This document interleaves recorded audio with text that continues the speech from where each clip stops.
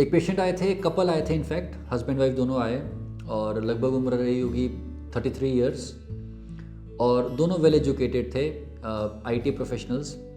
शादी को 4 साल हो चुके थे और मेन कंप्लेंट ये थी कि 4 साल की शादी में एक बार भी सेक्स प्रॉपरली नहीं हो पाया था, एक बार भी सेक्सुअल एक्टिविटी नहीं हो पाई थी।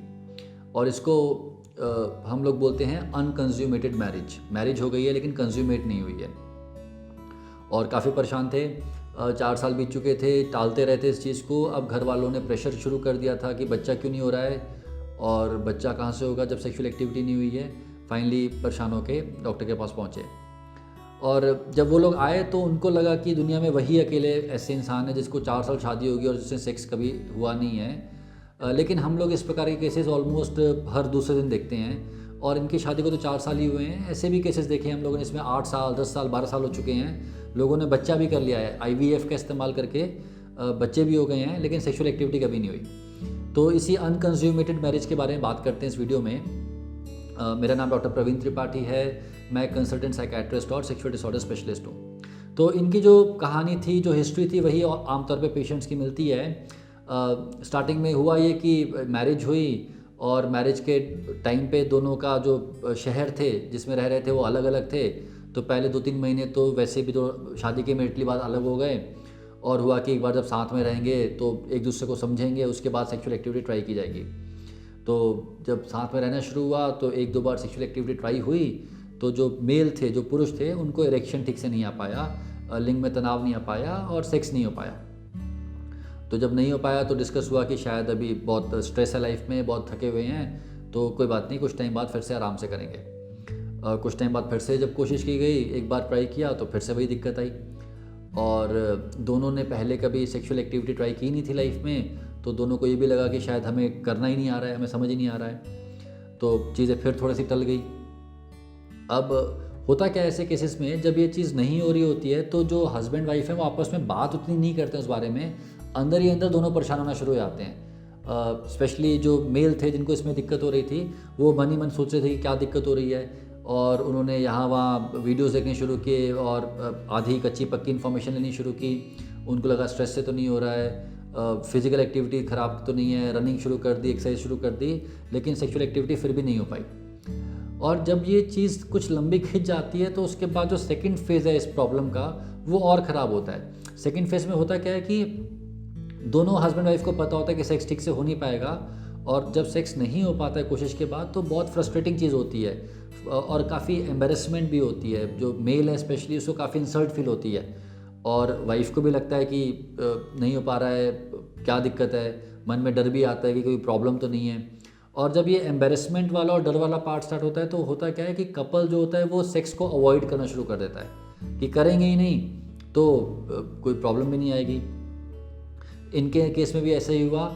और हस्बैंड में क्या हुआ कि जो भी सेक्सुअल अर्ज, मन में जब भी सेक्स के बारे में कुछ अर्ज आती थी, सेक्स संबंधित थॉट्स आते थे, तो हस्बैंड सेक्स की जगह मास्टरबेशन कर लेते थे, हंस मैथुन कर लेते थे। उससे वो जो सेक्सुअल अर्ज थी वो सेटिस्फाइड हो जाती थी। और करते करते 2-3 साल हो गए और जब परिवार वालों ने फिर प्रेशर करना शुरू किया तो फिर ये डॉक्टर के पास पहुँचे। अब इसी को हम अनकंज्यूमेटेड मैरिज कहते हैं। और अनकंज्यूमेटेड मैरिज आमतौर पे कोई बहुत मुश्किल चीज़ होती नहीं है। अब स्टार्टिंग में कोई बड़ी प्रॉब्लम होती नहीं है, लेकिन उस प्रॉब्लम को इतना लंबा खींच दिया जाता है कि वो कॉम्प्लिकेटेड हो जाती है। जैसे कि इस केस में जब पहले 5-6 महीने में या 4-5 महीने तक जब उनको इरेक्शन ठीक से नहीं आ रहा था, बार बार दिक्कत आ रही थी, यदि उस टाइम पे डॉक्टर से मिले होते तो जो इरेक्टाइल डिस्फंक्शन है उसको बहुत आसानी से ट्रीट किया जा सकता है। कुछ मेडिसिन के सहारे और टेस्ट भी करवा के अगर उसमें कुछ मिल जाए तो उसको ठीक करके ये चीज़ें नॉर्मल हो जाती हैं।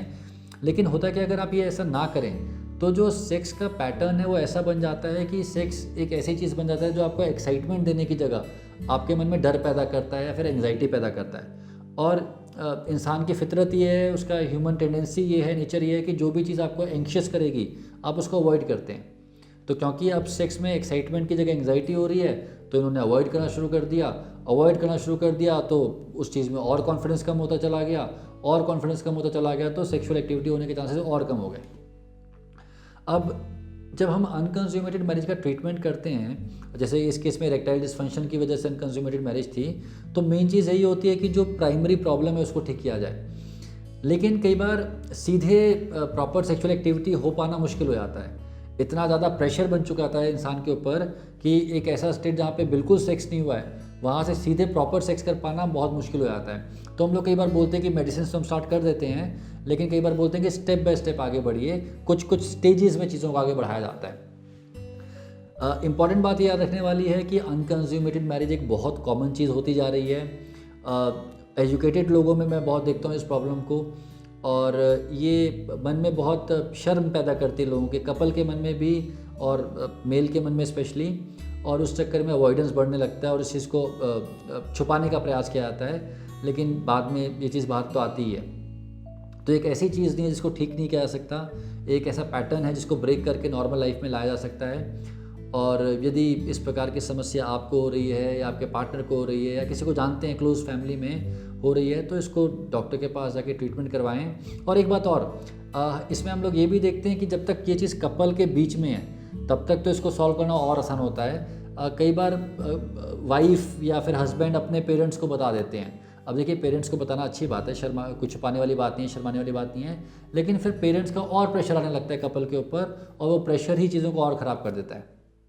तो सलाह ये रहती है कि भाई चीज़ों को बहुत लोगों से शेयर करने की जगह पहले एक बार मेडिकल ओपिनियन लीजिए। ये चीज़ नॉर्मली ठीक हो सकती है, बहुत मुश्किल नहीं होती है, और अगर प्रॉपर ट्रीटमेंट लिया जाए तो वापस लाइफ नॉर्मल में आ सकती है। तो ये जो मीसॉस का प्लेटफॉर्म है, इसका पूरा जो प्रयास है वो यही है कि सेक्सुअल डिसऑर्डर्स के बारे में और सेक्सुअलिटी के बारे में जो इन्फॉर्मेशन है लोगों तक पहुंचाई जाए। और यदि आप इस कंटेंट को पसंद कर पा रहे हैं तो आप हमसे जुड़ सकते हैं। धन्यवाद, शुक्रिया।